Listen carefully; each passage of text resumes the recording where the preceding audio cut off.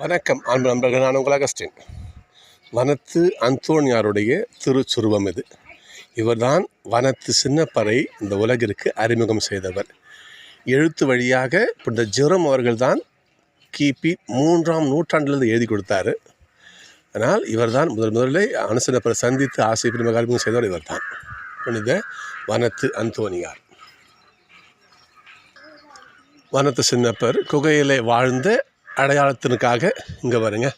இந்த மலை குன்றில் ஒரு சின்ன ஒரு மனசினப்பரப்பட சுருவம் செய்து இங்கே காகம் உணவு அளிப்பது போலவும் சிங்கங்கள் அவருக்கு உதவி செய்ய நினைவூட்டுவதற்கு என்ன பண்ணுறாங்க, ஒரு கெபி இங்கே அமைக்கப்பட்டிருக்கிறது. தூய வனசின்னப்பர் கெபி.